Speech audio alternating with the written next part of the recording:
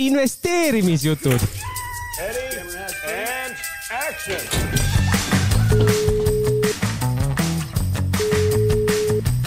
Halloo, Sõrs kuuleb. Tere head investeerimishuvilised, te kuulate Eesti kõige praktilisemat investeerimisalast podcasti investeerimisjutud. Täna siin on erakordne aeg natukene turgudel ka, aga siin on pühad olnud ja me mäletame, Eelis, me pole tükk aega teisipäeval seda salvestanud, aga ütleme siis kuulajatele, et saadet teeme siis täna 22. aprillil. Ja ma ei teagi, Meelis, millest siis nüüd pihta hakata. Turgudel on hästi palju igasugused huvitavad asju, aga võib-olla ma alustuseks ütlen seda, et järgmine päev mind nüüd ei ole, et otsime siis, kuna ma olen nagu puhkusel, aga ka 5. mail ei ole meie saadet, et siis ei ole ei mind ega Meelist. Aga miks ei ole, jätame natuke põnevust võib-olla saate lõppu ka, et räägime siis saate lõpu poole sellest, aga ma ei tea, kas sul, Meelis, kuidas on? Mul on natuke nagu nädalad ja päevad sassis, et kui me varem rääkisime, et need nädalad tunduvad kuidagi nagu pikemad, eelmine nädal meil oli ju turgudel 4 päeva, see nädal ka, eile USA oli ainult lahti, enamus turge kinni, aga sündmused on nagu kohutavalt palju. Ja tõesti, et nädal oli küll lühem, aga selle eest vaadates USA indeksid päris verine on ja tõesti midagi nagu ilusat ei olnud ja tundub, et kahjuks need asjad liiguvad ikkagist ebameeldivamas suunas ja siin vaatasin siin nädalavahetusel tuli nii mõningaid uudiseid ja seejuures Hiina andis teada, et ka nemad nüüd liiguvad sellist teed, et riigid, vaata, kes USA-ga nii-öelda tariifide osas koostööd teevad ja selliselt, mis võib nagu Hiina huve kahjustada, siis need riigid võivad nüüd saada Hiina poolt omakorda nii-öelda tollid kaela. Ja see on juba näha, et see on nagu selline järgmine samm edasi on ju, et kus nii-öelda ei ole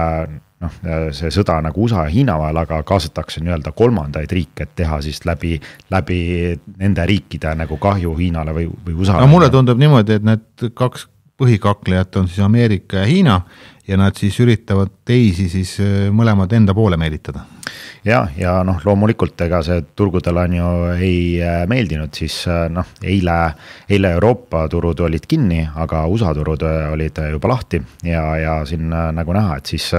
Nasdaq on uuesti tagasi karuturul, et dollarites on puhtalt üle 20% all, eurodes ilmselt rohkem kukkumistippudest ja ka siuke närvilisus on ikkagi sees, kus VIX siuke hirmuindeks liikus jälle üle 30 punkti taseme ja eile siuke pluss 16% liikus kõrgemale. Ja tõesti, et ega siin midagi ilusat ei olnud ja vaadates nagu kuidas või millises amplituudis eelmine nädal USA turg näiteks liikus, siis S&P kukkus 4%, Nasdaq nagu 5% ja näha on, et raha nagu põgeneb on ju USA assetitest välja, nii ütleme võlakirjadest, nii aktsiatest ja kus ikka liigub on ju safe haven, kulda. Kuld on omaette teema, et siin suuremad investeerimispangad, kes pakub rohkem on ju, et ma nägin see Goldman Sachs pakkus 4000, kas nagu aasta perspektiivis on ju, eile käis 3500 ära ju. Ja kui vaadata nagu dollarites aasta alguses kulla tootlus, siis on 28%, et tõesti selliseid tootlusi kullale juhtub ikkagi üsna harva ja see näitabki nagu mingisugust stressi turgudel on ju. Ikka mitte mingisugust ikkagi päris totaalse stressi on ju, aga võib-olla kui me läheme nüüd natuke nagu turgude juurde, vaatame nüüd numberid, et tõesti eelmine nädal USA, ütleme ühes suunas ja teises suunas, et kui meie siin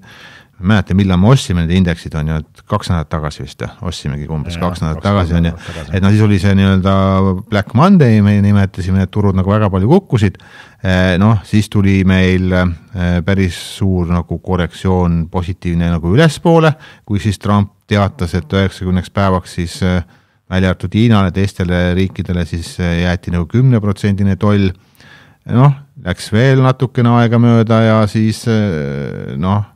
tuli jälle langus on ju ja mis siis nagu see languse põhjustas, et näiteks ütleme sellised võimsamad kiibid, et just nagu Nvidia ja AMD-l ka tehisintellekti vallas, siis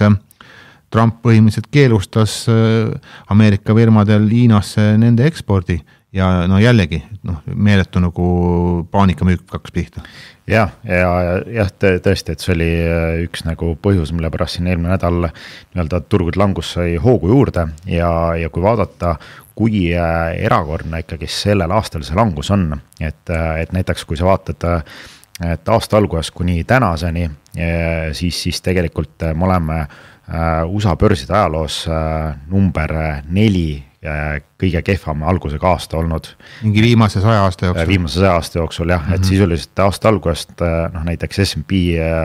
500 on kukkunud 13% aasta algusest ja see on siis ütleme COVID aastaga väga sarnane tulemus 2020 aasta selleks ajaks nagu oli ka indeksid kukkunud ligi 14%. Aga kui vaadata üldse nagu rekordaastaid, siis me oleme üsna lähedal seal 1932, kus oli see suur USA kriis. No siis oli ikka päris hull. Siis oli päris hull, jah. Siis oli aasta algusest kukkumine 20% juba ja 1939 aastal oli 17%, teine maailmasõda algus on ju. Et me oleme väga nagu erakorralisel ajal ikkagist ja eks seda näitab ka selline investorite sentimendi indeks, mis on juba 8. nädalat üle 50% karune. Et seda juhtub nagu väga-väga harva ja ütleme isegi viimase 50 aasta jooksul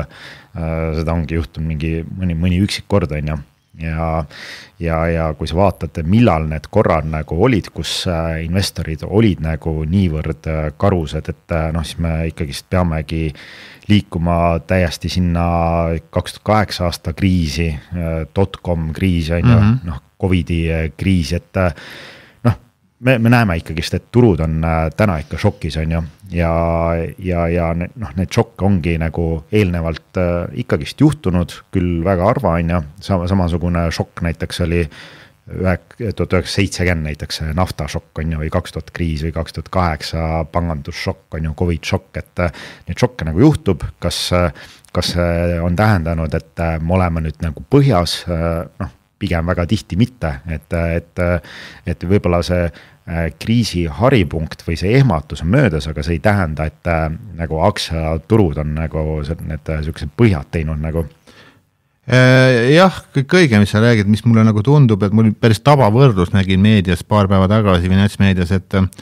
et USA-d võrreldi täna, et USA aktsiaturg on rohkem nagu arenev turg või arenevad turud võib-olla ise, arvestades nagu seda määramatust, mis sealt nagu tuleb on ju ja võib-olla siis kõige enam õlitulle siin valas, ütleme eile ka, aga juba eelmise nädala lõpus, kus siis Trump, sõna otseses mõttes, eks ta ju kodus on ju pinged, et ta lubas ju majanduses kõike nagu paremaks teha ja Ameerika saab väga võimsaks ja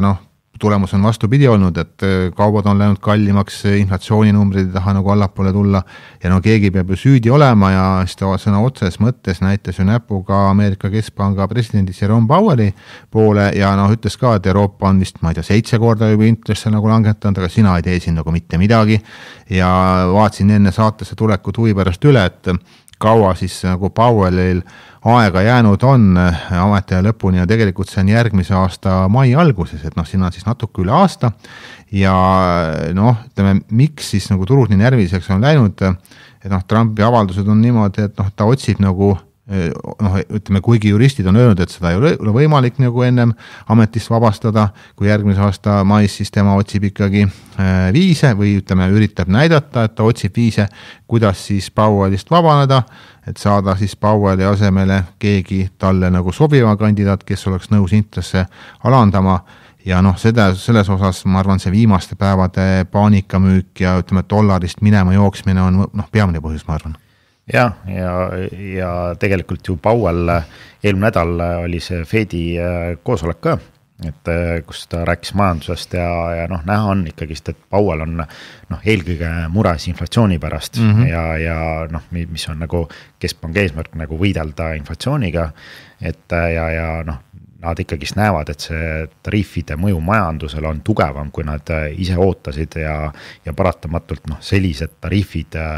tekitavad paratamatult väga suure inflatsiooniohu, mis siis tegelikult jõuab majandusse ja paratamatult mingil hetkel siis majandus nii-öelda hakkab jahtuma, et siis on võib-olla tõesti see aeg, kus Fed võiks sekkuda ja intressimäärasid nagu allapoole tõmmata, aga hetkel ma arvan, et Fed on ikkagist samamoodi, nad on sõltumatu nii-öelda asutus ja nad on ikkagist täna, ma arvan, et on data-driven otsustusprotsess, et kus Trump ei dikteeri ette, et nüüd hakkate intressi alandama või nemad ikkagist vaatavad nagu majanduse käekäigu pealt, et ma arvan, et siin järgmise paari kuu jooksul on siis näha, et kuidas see inflatsioon nagu hakkab mõju avaldama ja milliseid nagu tarneprobleeme see tegelikult hakkab tekitama, aga kui vaadata selline, kuidas sellised eelnevad nagu siuke man-made kriisid nagu on nagu tekkinud või taastunud nagu, siis 2020 oli väga sarnane nagu man-made kriis on ju, kus majandus pandi julmalt nagu kinni ja tänu siukese Fedi sekkumisele, kus rahakraanid tõmmati täiesti pärani lahti ja intressid tõmmati nagu null on ju. Jah, see ongi, ma arvan, nagu täna peamine erinevus, et nüüd ei teha seda enam. Jah, et täna ei ole selleks põhjust, et Fed nagu tuleb kohe nagu sekkuma, võib-olla see põhjus nagu tekib hiljem, aga ütleme, siin ongi selline otsustuskoht, et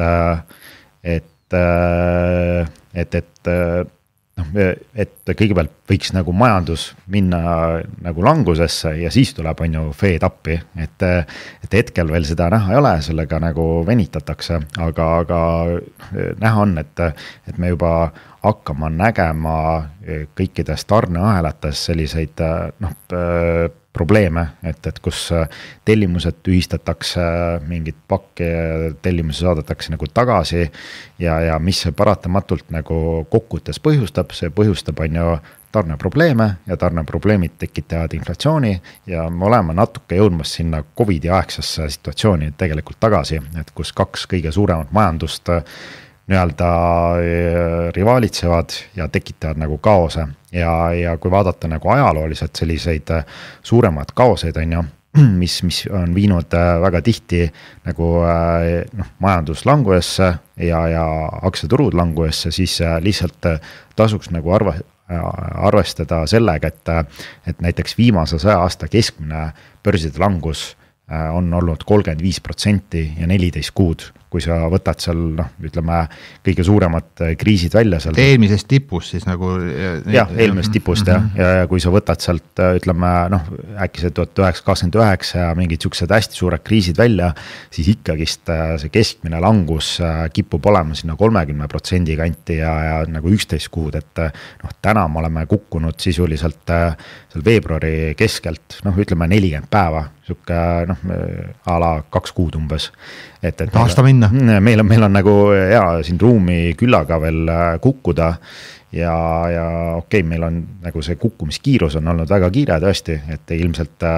ühe korraga me ei kukugi nii palju, et vahepeal on põrkaid ja ootused, et siin võib-olla mingisugused tariifikriisid nagu või diilid tulemas,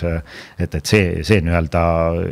lisab nagu turgudele nagu mingisugust ootust ja taastumist. Kuniks siis see reaalne crash nagu kohale jõuab ikkagis, kus on nii-öelda need majandusnumbrid ja tulemused tulevad nagu väga nõrgad ja siis võib nagu uuesti turg hakata allapoole tulema. Natuke Meelis hakkas nüüd kummitama see, et kui me eelmine suvi Investor Toomase investeerimisfestivalil rääkisime ka sellest, et võlakirjade tulukõver on nagu pöördunud ja siis, et see on alati nagu tähendanud põhimõtteliselt 100% tulnud majanduslangus, et mitte alati nüüd aktsiaturu langust, aga ma arvan, et me keegi ei teadnud, et et Trump seda nüüd põhjustab, on ju, aga ajaliselt kõik labib, on ju, et põhimõtteliselt siis nagu hakkas, on ju, ja kui nüüd vaadata, noh, nagu sa ütlesid praegu, et kaua see nagu kestab, on ju, et noh, siis tegelikkuses, noh, ma ei välista üldse, et me täna reaalselt olemegi juba nagu majanduslanguses, sest need numbrid tulevad ju viitajaga, on ju. Ja numbrid tulevad viitajaga, aga noh, esimesed siuksed kaubamahtude bookingud on väljas juba aprillist ja kui sa vaatad nii-öelda USA sihukest globaalsete konteinermahtude nii-öelda tellimuslogi, siis näha on, et kõik siuksed mööbel, spordivarustus, tekstiilkangas ja nii edasi, et seal on ikkagist tellimused kukkunud korralikult, et näiteks USA import Hiinast tellimused kukkusid 64% nädala lõikes. Samamoodi USA eksport Hiinasse -36%. Ja kogu USA import -65%, noh, see näitab, et tarneahelas on kaos, tellimustes on nagu kaos, on ju, ja siin DHL just see nädalavahetus andis teada, et nad katkestavad kõikide eraklientide nii-öelda siuksed high value tarned. Ja suurem, kallimad kaubad, jah. Ja, aga noh, see need kallimad kaubad tegelikult on alates $800, see ennem vist oli 2500, nad juba tõmbasid nagu allapoole ja noh, seda ongi näha, et kuna noh, seal tolliladudes on nagu täielik kaos ja keegi enam nagu mitte midagi aru ei saa, kuidas neid asju hinnastada ja nii palju tagasisaatmised, et siis ongi paus. et nii need asjad nagu üldjuhul pihta hakkavad, on ju, ja lisaks sellele päris huvitav ka Bank of America andis välja investeerimisidee ja ideeks on siis short S&P 500, et müügi lühikeseks. Et ühesõnaga, et nad soovitavad nende enda aktsiad ka ju lühikeseks müüa, kuna nende aktsia on ka seal indeksis sees. Jah, siuke overall turu nägemus ja see eesmärk, et short S&P 500 seniks, kuni Fed tõmbab siis intresse kas allapoole või siis USA-Hiina panevad enda kaubandussõja mingi pausile või leitakse nagu mingisugune lahendus ja nende see peaökonomist arvab, et noh, USA liigub eemale ikkagi sellisest globaalsest tarbija staatusest, et noh, siin on ikka suured muudatused tulemas, et ilmselt 20%, mis on nagu tippudest läinud, et see ei pruugi olla üldse piisav, kui me liigume sinna sellises surutuse suunas. Jah, kui nii hulluks läheb, et ma noh, ütleme, kes on vähem finantsturgudel olnud, siis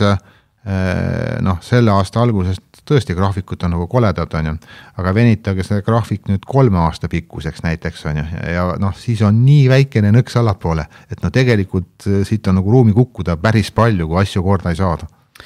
Ja, et muidugi eelmine nädal tuli välja Bank of America globaalsete rahajuhtide uuring. See on huvitav. Ma tõesti kuulajatele ka, mina ei ole seda nüüd ka kursis, et püüan ka arvata, et mis nad siis arvavad. Ja, et seda on väga huvitav jälgida, et noh, kuna see uuring tehakse ikkagist väga suurte rahadega nii-öelda fondijuhtide seas. Kas nüüd kõik tahavad kulda osta? Jaa, sa juba ruttad ette, aga sul on täiesti õigus. Aga hakkame siit otsast minema, et siis noh, mis nad arvavad, on ju, et arvatakse, et järgmise 12 kuu jooksul inflatsioon lendab lakke. See oli üks põhipoint, siis arvatakse, et USA globaalne domineerimine saab sellise valusa löögi ja ka see tuleb välja, et Hiina ei ole noh, nende arvates enam nii sõltuv USA-st, kui varem oli ja Hiina suudab leida nagu teised alternatiivid nii-öelda USA turu näol. Ma ütlen korra vahele siia, et võib-olla pärast läheb meelest ära, et Hiina ütles 2 päeva tagasi, et ärgu USA arvaku, et noh, ütleme, et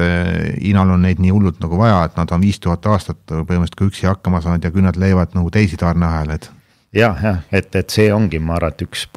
Trumpi poliitika tänapäeva risk, et ta hindab nii-öelda ennast üle ja enda võimekust üle ja see maksab nagu kätte ja noh, siin ongi see arvamus, et USA koos Trumpi poliitikaga tekitab tohutu kahju omale ja isoleerib nii-öelda ennast ära nii-öelda globaalsest majandusest ja tekitab nii-öelda usalduskriisi oma partnerite seas, et noh, sellised üldised arvamused, aga siis kui täpsemaks veel minna, siis intressimäärade langetamise osas et hetkel ikkagist usutakse, et tuleb see aasta 2 langetust, kuigi see on nagu tõenäosus on vähenenud ja see kolme langatuse tõenäosus on liikunud natuke ülespoole, aga nii-öelda 34% arvab, et 2 langetust hetkel. Siis esimene võib-olla siis mais on ju? Tõenäoliselt on, ma viimati vaatasin, aga need asjad võivad siin muutuda. Pigem siin isegi seda ajalist horisonti kirjas ei ole, aga siis milline on 12 kuu kõige tõenäolisem stsenaarium majandusele ja see on nüüd drastiliselt muutunud, et kui märtsis oli nii-öelda see hard landingu prognoos 11% fondjuhtidest, siis nüüd on 49 peale see läinud, et sisuliselt 49% varahalduritest arvab, et tuleb hard landing ja soft landingus usuvad ainult 37% haldureid ja see on kukkunud 64 pealt nii-öelda siis 37 peale, et jaa, siuke väga siuke pessimistlik vaade on nagu kasvanud väga-väga oluliselt. Siis varade allokatsiooni muutused sisuliselt on portfellides oluliselt suurendatud võlakirjade ja sularaha osakaalu ja nagu Pahvet, aga liiga hilja. Ja milline on siis taktikaline allokatsioon on siis, et ülekaal on tervishoius, sularahas ja eurozoonis nii-öelda. Et seal on nagu mindid ülekaalu ja alakaal on kõik USA aktsiad, energiaaktsiad ja tehnoloogia sektor. Nii, siis ja siis most crowded trade, et kus on nagu, kuhu täna siis rahvas jookseb ja tõesti sul on õigus, uus tulija tabelis on kuld ja 49% fondijuhtidest arvabki, et see kuld ongi see trade. Tundub täna natuke võib-olla õige ohtlik juba, see on nagu siuke buumilaadne kergelt juba. Jah, et buum tõesti, et see üldjuhul liiga kaua siuke hüperaktiivsus ei kesta, et tõenäoliselt me oleme siin lähenemas tippude poole ka, on ju. Aga jah, teisel kohal on siiski long MAX 7, aga see on korralikult kukkunud, et vahepeal ta oli vist mingi 70%, aga nüüd on 24 peal. Ja siis kolmas koht on long EU stocks. Ja seda on näha ka, vaata, ta on tugevamad olnud viimasega. Ja veel üks uus tulija on long 2-aastane USA Treasury, sisuliselt lühiajalised võlakirjad. No Suure Peetril on ka 5% raha praegu seal. Jah, et siis suurimad riskid, et ja vaieldamatult 80% arvab, et kõige suurem risk on siis kaubandussõda, mille tulemusel puhkeb recession ehk majanduslangus, et enamus arvab, et see läheb niimoodi. Et jah, et see oligi siuke üldine nägemus, et väga-väga pessimistlikud arvamused on. Teisipidi jälle on sellele võimalused, mida rohkem on negatiivsust, siis hinnad on juba all. Jah, eks kindlasti ega riskitulusuhe nii-öelda USA poolel ongi nagu olulist paranenud ikkagist, turud on päris palju kukkunud tippudest juba. Et jah, aga et ega siin selles rohkem ei olnudki nagu midagi peale panna. Üks huvitav asi veel eile õhtust, et Trump kutsus siis, kuna ütleme, mainisin juba saate alguses, et USA tarbijate rahulolematus ju kasvab, et kõik läheb kallimaks ja ütleme, kaubavalik on väiksem, on ju, kuna Hiina poolt ei tule enam praktiliselt midagi või väga vähe, on ju. Siis Trump kohtus siis suuremate jaekaubanduskettide juhtidega, kutsus neid Valgesse Majja, Walmart ja Target ja mõned seal veel ja siis arutasid seda potentsiaalselt, et mis siis see tariifide mõju on ja vaatame siis on ju, et kas nüüd lähiajal on oodata sündmust, et kuidagi mingi boonus antakse siis Ameerika jaemüüjatele, aga ma kujutan ette, mis vormis see võib olla, kaupa Hiinast ikka ei tule, on ju, et aga ütleme, peamine boonus oleks siis see, kui alustataks kuidagigi Hiinaga nagu läbirääkimisi, ma arvan kulisside taga, ma arvan mingid diplomaadid ikka omavahel ju vestlevad, lihtsalt avalikkus sellest ei kuule,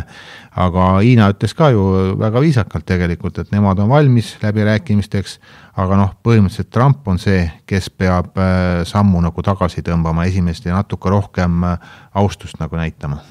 jah, eks kui nagu loogiliselt on ju seda teemat natuke edasi arendada, et kuhu me sellega lõpuks nagu välja tüürime, on ju see, et tegelikult täna on kaubandussõda, siis me juba näeme, on ju, et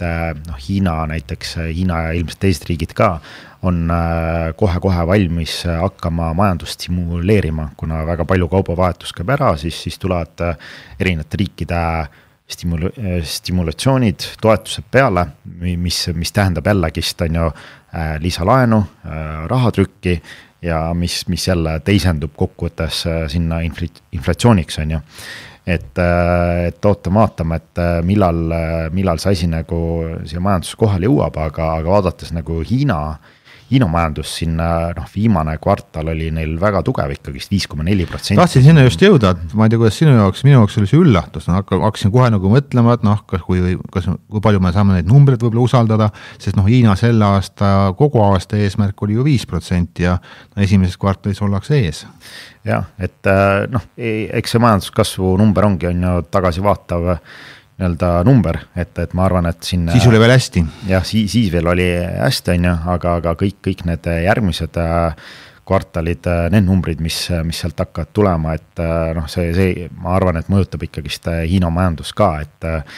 et siin ikkagi saavad nagu pihta kõik, nii USA ettevõtted, Hiina ettevõtted, siin oli juba näha, on ju, mis näiteks kiipide tootjatega see eelmine nädal juhtus, on ju, et Nvidiat, Taiwanid, ASML-id, kõik said nagu korralikult peksa, on ju. No üks huvitav asi muidugi see ka, et Hiina on ju öelnud, et ta ennem ju kogu energiat palju sisse ostnud, et nii naftat kui LNG-d on ostnud ju USA-st on ju, peatas LNG kõik põhimõtteliselt on ju, ja mis on nagu huvitav siis, mis ka Trumpile üldse ei meedi, et Hiina tegi siin päris suure diili, et ostis Kanadast on ju, Kanadal ei ole ka ju USA-ga nagu head suhted praegu ja kui nemad siis tegid nagu diile ja siis täna hommikul lugesin, et Mehhiko üks tähtis poliitik ütles, et oodake, et vasti oodata Mehhiko ja Hiina vahelist mingit diili on ju, et põhimõtteliselt hakkabki see toimuma, et minnaks nagu Ameerikast mööda. Jah, et eks siin pärast on mõned küsimus ka, et kes nendes kaubandussõdades on suuremad võitjad või kaotavad, eks? Suurem, võitjad on isegi raske küsimus, kes vähem kaotab võib-olla. Jah, pigem jah, niipidi, et päris palju nii-öelda tootmisharusid ilmselt mängitakse ümber erinevatesse riikidesse ja raske ütleme prognoosida, kes siin nagu kokkuvõttes vähem kaotab. Me võime nagu täna niimoodi mõelda, et ma ei tea, et võib-olla Venemaa ei nagu kaota on ju, Venemaal ei pandud isegi nagu üldse tolli, aga kui me vaatame, mis nafta hinnaga on toimunud, siis ma arvan, Venemaa on ikka päris palju pihta saanud on ja erinevate tarnetega ka. Ja, lisaks on ju, meil on tulemust hooaeg, siin vaatad näiteks selliseid farmaatsiaettevõtteid, mis on näiteks USA taustaga, aga 90% tegelikult impordivad oma toorained sisse erinevatest riikidest ja siin United Health, kes tuli tulemustega välja, ettevõtted tegelikult tulud olid suht korralikud, jäi 2% nii-öelda ootustele alla ja ettevõtte pani 20% kohe alla nagu. Ei, ta pani isegi rohkem, ta pani 25 ja järgmine päev pani 10 veel otsa. Natuke jälgisin seda, aga seal oli nagu huvitav case, et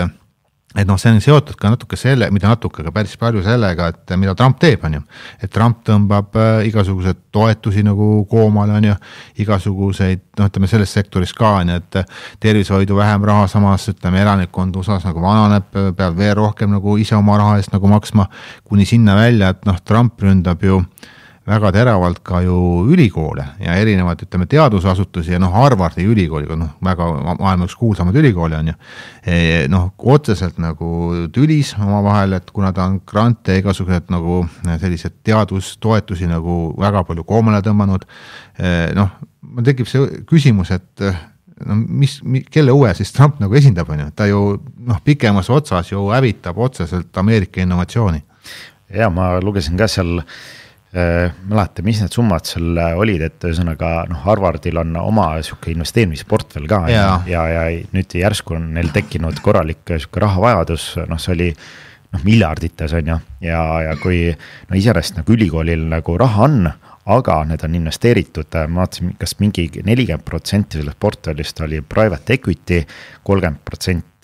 veel mingi hedge fondid ja siis nagu avalikult kaubeldavad ettevõtted, et iseenesest see Harvard võib olla nagu sellises likviidsuskriisis, kus private equity't müüa ei saa, hedge fonde müüa ei saa, et võib asi päris nagu inetuks minna. No Ameerikas on ka ju, Eestis vähe, aga Ameerikas on päris palju ju tööandja pensione, paljud ettevõtted pakuvad seda võimalust ja ka ütleme, pensionikontod on ju palju pihta saanud, on ju, ja jälle rahulolematus kasvab, et jah, ei kindlasti, ma arvan, et see näha on juba, et uudistes ka, et ameeriklased on juba seal Valge Maja ees tänavatel ja mida S&P aktsiad rohkem kukuvad, seda suuremaks see rahulolematus nagu kasvab, on ju, et siis tekib tõesti küsimus, et kas sellist valitsust me tahtsime, mis hävitab nii-öelda 100-ga sul ameeriklaste pensionivara ja portfelle. Vaatad, et me on juba pool tundi möödunud, et mõtlesin, et võib-olla mõne sõnaga räägime sellest ka, et kuidas ütleme sellise keerulise ajal investorina psühholoogiliselt nagu hakkama saada ja kuidas ütleme mitte pead kaotada, kui kõik ümberringi paanitsevad, et mida sina, Meelis, teed, et rahulikuna püsida? No ütleme nii, et kõige parema ikkagist rahu tagab see teadmine, et kui sul on likviidsust, et sa ei ole nii-öelda all in'is mingi aktsiates ja sul rohkem nagu raha ei ole ja siis sa sõidad nagu selle turgude langustega külmalt kaasa, et mind iseenesest aitab see, et kui ma vähemalt, et mul on näiteks 20, 30, 40% cash'i või et see tuleb nii-öelda, kui sa oled ikka liiga närvis, ei saa öösel juba magada, et pane mingi osa portfellist kinni, sa tead, et sul see osa säilib, sul on edaspidiseks võimalusi mingisuguseid aktsiaid juurde osta, et näiteks enda strateegia nii-öelda kohendamine. Ja ütleme ikkagi siis see pikk plaan on ju, et vaadata, et kuhu sa tahad nagu investorina nagu jõuda ja et hinnata oma siis riskitase võib-olla nagu ümber, et mida nagu välja on toodud, et viimase paari aasta jooksul, ma ei räägi üldse Eestist, eks siin ka tõenäoliselt on investorid läinud selle oma portfellidega USA poole päris palju nagu kaldu, aga igal pool Euroopas ka ja nüüd siis avastati, et ütleme, et võib-olla on liiga palju raha seal on ja siis ongi see koht, kus kui ütleme aasta tagasi igat langust osteti, siis nüüd kiputakse igat tõusu nagu müüma, et kuidas siis tõesti olete võib-olla natukene liiga palju nagu Ameerika osas on ju, siis kindlasti täna me pigem siin karuturul oleme, aga karuturul on ju sellised teravamad ülespoole põrked ka, nagu me nägime siin alles ju 2 nädalat tagasi või natuke hiljem on ju. Siis natukene võib-olla tõesti osakaalu vähendada Ameerikas, kui tunnete, et on juba ebameeldiv. Ja mulle tundub, et väga paljud investorid teevad selle vea, et neil ei ole nagu üldse kannatust ja kui nad isegi mingisuguse portfelli osa müüvad maha, siis on nagu see sularaha kontole ja siis on kogu aeg see mentaliteet, et oi, inflatsioon, et ma pean kohe investeerima, tegelikult ei pea üldse, et kui turgudel on segadus, turbulents, sa tead, see cash on kõige parem positsioon, mis teil olla saab. Ma tuletan meelde paar aastat tagasi, kui olid ka Eesti turul veel väga head ajad ja USAs ka, siis olid ka meedias sageli pealkirjad, et investeeri kohe, et inflatsioon sööb su säästud ära, et siis oli pigem see oht, et kõik oli nii kallis ja kui sa lähed siis nagu selle kalli hinnaga ostma, siis lisaks selle, et inflatsioon sööb ära, siis ka turg sööb ära. Jah, et need investorid, kes on täna cash'is on ju, kui finantsturud nagu kukuvad su või ütleme, see samas rahatarufondis on ju, et päris raha on võib-olla kalb on ju, aga on ju väiksema riskiga instrumente. Ja, ütleme, mõtlegi cash, kes on lühiajaline mingi võlakiri või deposit, et sa tead, et see nii-öelda ei hävi sul on see nagu kindlas kohas ja las turg nii-öelda teeb enda toimetused ära, et sellest tänasest -20 võib täiesti vabalt saada ka -35 USA-s ja no 2009 sai -50. jah, et kui teil ootate nii-öelda selle lõpliku languse ära, siis te olete nagu 90% investoritest paremas seisus, sellepärast teil on nii-öelda haavleid relvasalves veel küll, on ju. Aga lähme siis, ütleme, meie virtuaalportfelli juurde ka, et noh, väike Peeter eriti ei saa aru, et mingit langust oleks olnud, et no esiteks ütleme, USA asju on väga vähe, USA-st on tal, no ütleme, läbi roburemondi on, aga noh, kogu portfellist 10% on ja siis tal on USA-st realty income, noh, kinnisvara, mis on tõusnud siin, ma olen 5 päeva tõusis järjest, on ju, et väga selline kriisikindel on olnud. Suurel Peetril muidugi, noh, nüüd nädala jooksul tehingud rohkem ei teinud, noh, meil on siis 20% on jah, selles USA kuni 1-aastases treasuris, noh, väga mugav praegu. Huvi pärast vaatasin neid indekseid, mis me nagu ostsime, et täna hommikuse seisuga, kuigi ütleme, dollar on nagu kukkunud päris palju, siis Nasdaq on peaaegu 8% pluss, siis SP500 on 6,5% plussis ja TAX on isegi 11% plussis, et noh, jällegi see läheb selle jutuga kokku, Meelis, mis sa rääkisid, et noh, strateegid ja suuremad fondijuhid vaatavad Euroopa poole rohkem, on ju. Aga noh, me omavahel oleme siin kokku leppinud, et USA asju me noh, päris miinusesse kindlasti lasta ei taha, on ju, et kui ikkagi turud peaks nagu keerulisemaks minema, siis kindlasti me vähendame neid positsioone, et kui turg selleks sunnib, on ju. Ja, ma arvan, et see on väga oluline aspekt, et täna ikkagist hinnata oma riske ja ütleme, meie strateegia on ka ikkagist risk management on väga oluline osa sellest ja tõesti, kui turg ikkagist tahab allapoole minna, siis me oleme, no vähemalt USA ETF-idest me oleme väljas või siis vaatame jooksvalt, et võib-olla jätame mingi 10% alles ja siis tulevikus siis lisame. Noh, ma vaatasin või pärast, et paku palju suure Peetri portfelli tootlus selle aasta algusest on olnud? Vahepeal ta oli miinuses, okei, nüüd me natuke ossime juurde, ma arvan, mõned protsendid äkki. +2 jah, et noh, kui sa mõtled, noh, ei ole nagu midagi erilist, on ju, aga kui sa mõtled, mis nagu toimunud on ju, noh, ütleme, Eesti turg muidugi on tõusnud siin 11%, on ju, aga noh, Nasdaq -23 on ju, noh, keskmisena tegelikult on ju päris hea praegu. Jah, eks me oleme natuke siin tõesti ostnud ja müünud, et nagu... Ja no viimase pooleteist aastaga +28. Jah, et no selles mõttes vastu turgu ei ole halb. Noh, võib nagu rahas olla küll natukene aega, aga noh, mitte juhuslikult, me avalikkusele sellest ei ole nüüd teada andnud, aga kes on tähele pannud, siis ma arvan, siin natuke üle kuu aja on ju Suure Peetri portfellis ka üks aktsia nimega Berkshire Hathaway, kus me siis ka mingil hetkel natukene siis vähendasime seda osakaalu, mitte natuke 9% on ju, kuna ütleme siin Apple'it hakati ka alla müüma, seda on nagu Berkshire'il päris palju, aga Suur Peeter sai kutse ja see on nüüd see põhjus, miks 5. mail saadet ei toimu, et võib-olla siis Meelis, annan sulle selle au, mõne sõnaga räägid, et kus me siis sinuga seal mai alguses oleme? Ja, et tulid kutsed ja kuna Suur Peeter on siin aktsionär Berkshire Hathaway aktsias, siis meid kutsuti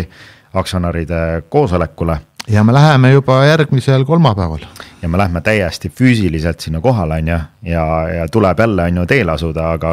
aga noh, nüüd on tegemist tööreisiga, siis noh, ei tasu kindlasti loota, et me istume seal business plus või first classis on ju, et noh, ikka vana hea economy light, selg küürus, põled krõnksus, Omaha pool on ju. Ja kuna me lähme juba 30. aprillil, et siis aktsionäride koosolek on 2. mail, et siis...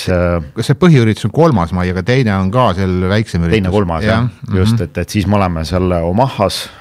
Nebraska osariigis täiesti kohal ja kuulame laivis, mis siis härra meile USA majandusest räägib ja mis on tema vaated. Ja et noh, kindlasti me kajastame seda hiljem enda podcastis, kindlasti ma kirjutan sellest ka blogis on ja, aga kuna selline arukordne võimalus nagu avanes, siis kindlasti jah, me oleme väga tänulikud. Ja, oleme tänulikud ja siis 5. mai jääb podcast vahele ja me oleme siis 12. teeme podcasti. Jah, ja noh, ütleme, siit on võib-olla hea minna siis otse ka nagu kuulajate küsimuste juurde ja ja meie, ütleme siis püsikuulaja Rahaküpsis, tal on head küsimused nagu ikka. Noh, võib-olla esimene küsimus ongi see, et kas on nii-öelda live-ürituste plaan ka paigas, et noh, teatavasti eelmine aasta me ju seda juunikuuses tegime ja noh, lisaks Meelis sind kiidetakse ka, et sa oled teistes podcastides käinud ja väga huvitavalt mõtted, ma ei kahtlegi, kindlasti on huvitavad mõtted, aga mis puudutab seda üritust,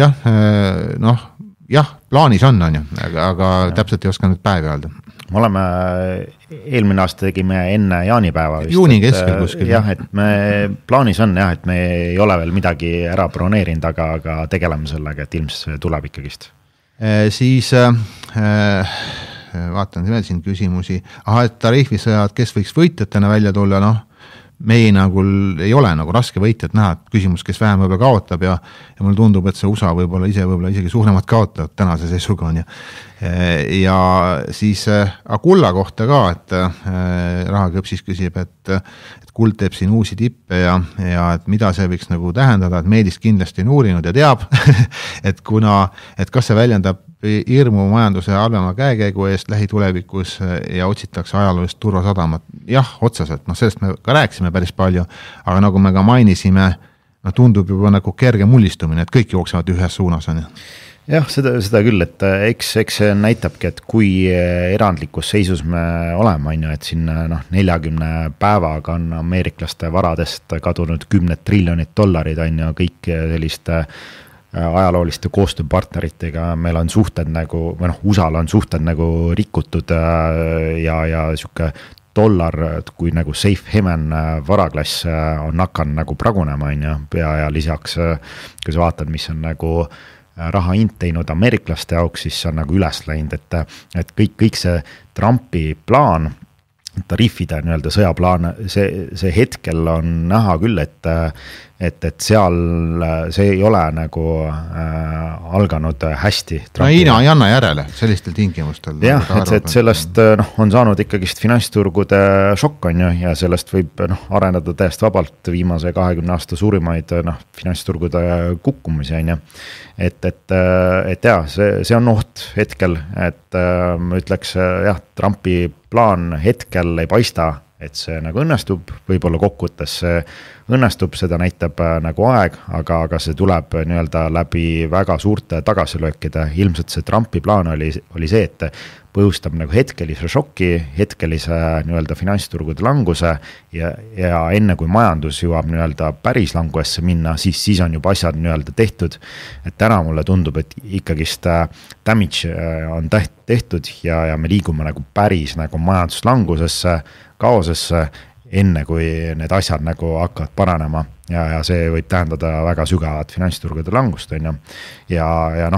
vaadatagi, siin on kulla poole, siis tõesti rahvas jookseb nagu hullu pööratormi kulda ja kui sa vaatad nagu ajaloolised nagu erinevaid tsükleid, kus on kuld nagu väga parapoolselt tõusnud, nii nagu täna, see ongi tähendanud seda, et maailma finantsturgudel on mingisugune kaos ja see kaos ei ole hästi lõppenud aktsiatele või aktsiaturgudele, et täna me oleme juba mingil määral seda kogenud ja ütleme see kulla tõus on tegelikult sama positsioon, nagu sa võtad short USA dollar. Short Trump, et tõesti rahvas jookseb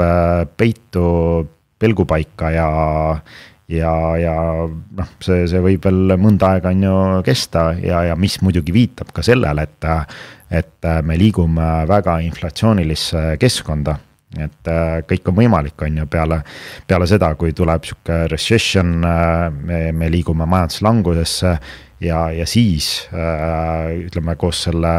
Trumpi tariifide sõjaga tulevad erinevate riikide stiimulid, meil tuleb Fed mängu, ECB mängu ja siis me oleme samad tsüklides nagu Covidi tsükkel, kus kõik prindivad, kõik trükivad. Ja varad on odavad. Varad on odavad korraks, see tuleb nagu õigel hetkel ajastada seda ostu ja nii, et olge valmis, ma üldse ei välista, et siin tuleb see uus inflatsioonilaine siukse hooga mingil hetkel peale, et mis kaastub ka elatustasemes, kinnisvara hindades, palganumbrites, noh see kõik läheb uuesti nagu veerema nagu. Ja viimane küsimus, Mirko hakkas ka hiljuti investeerimisjutte kuulama, et on väga põnev kuulamine, et viimastes saates me oleme palju rääkinud Trumpist, mis on loogiline ja tema nägemus Trumpist on selline, et ta on ikkagi ärimees ja põhimõtteliselt kogu see tariifimöll ongi tehtud selleks, et inimesi hirmutada, et siis turgudele korrektsiooni teha, et ise samas odavalt ennast sisse osta, et mis meie sellest teooriast arvame, et kas see on liiga naiivne.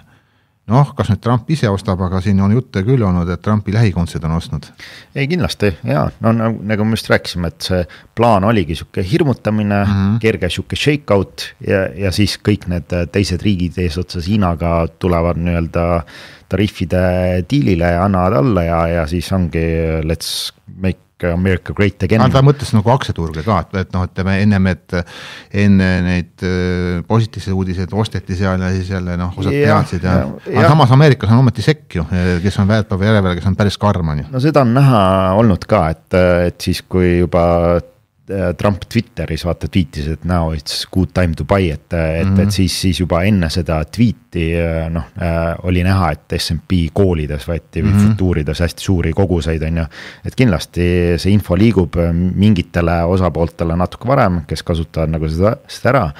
aga ma arvan, et kokkuvõttes ikkagi, kus me täna olema, siis Trump ei tea ka täna, et kuhu maanid on nagu valmis minema, et kes siin esmalt pilgutab ja ma arvan, et see tänane turuolukord on liikunud natuke Trumpi vastu, et võlakirjaturg on ju puruneb juba mõrad sees ja dollar ise ka on, et see on see Trumpi tiimi muretsema ikkagi pannud. Ja siia kõige lõppu võib-olla siis ütleme niimoodi, et täna on üks päris hull päev, või ütleme, kas see on huvitav päev, et järelturul siis Tesla ja Enphase näiteks on ju, et mõlemad väga suure volatiilsusega asjad on ja neljapäevane Alphabet näiteks on ja Intel ja. Ja hakkavad tulema siuksed suured hiiglased tulemustega ja Tesla on muidugi päris huvitava koha peal.